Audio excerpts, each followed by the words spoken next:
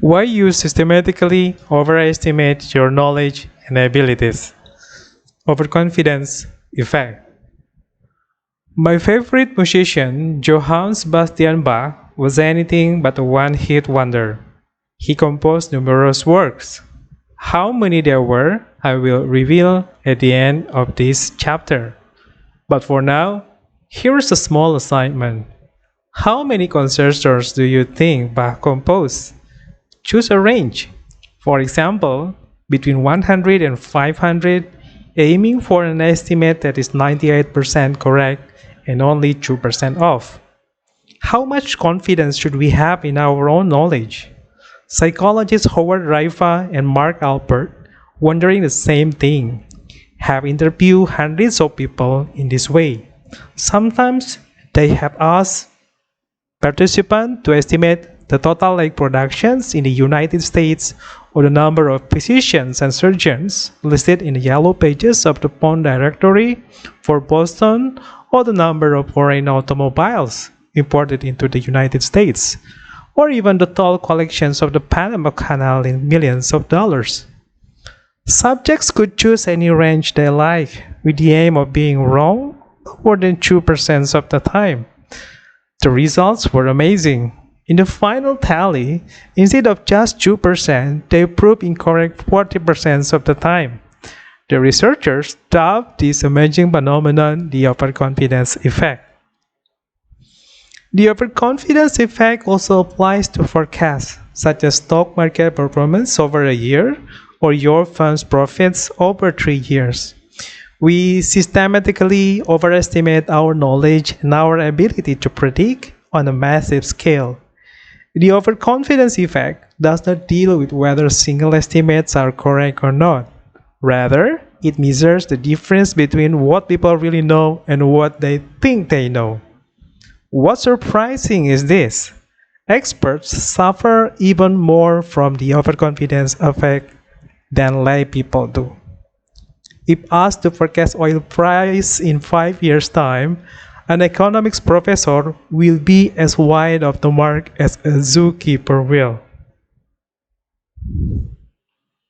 However, the professor will offer his forecast with certitude.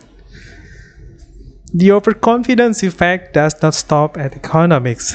In surveys, 84% of Frenchmen estimate that they are above average lovers. Without the overconfidence effect, that figure should be exactly 50%. After all, the statistical median means 50% should rank higher and 50% should rank lower. In another survey, 93% of the US students estimated to be above average drivers, and 68% of the faculty at the University of Nebraska rated themselves in the top 25% for teaching ability. Entrepreneurs and those wishing to marry also deem themselves to be different. They believe they can beat the odds.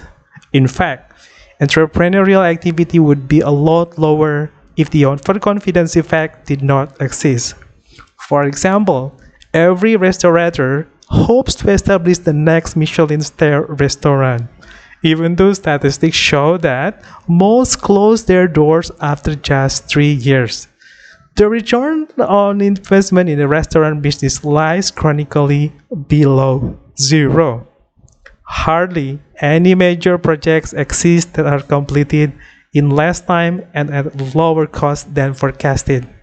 Some delays and cost overruns are even legendary, such as the Airbus A400M, the Sydney Opera House, and Boston's Big Dig. The list can be added to at will. Why is that? Here, two effects act in unison. First, you have the classic overconfidence effect. Second, those with a direct interest in the project have an incentive to underestimate the cost. Consultants, contractors, and suppliers seek follow-up orders. Builders feel bolstered by the optimistic figures, and through their activities, politicians get more votes. We will examine the strategic misrepresentations in chapter 89 later in the book. What makes the overconfidence effect so prevalent and its effect so confounding is that it is not driven by incentives.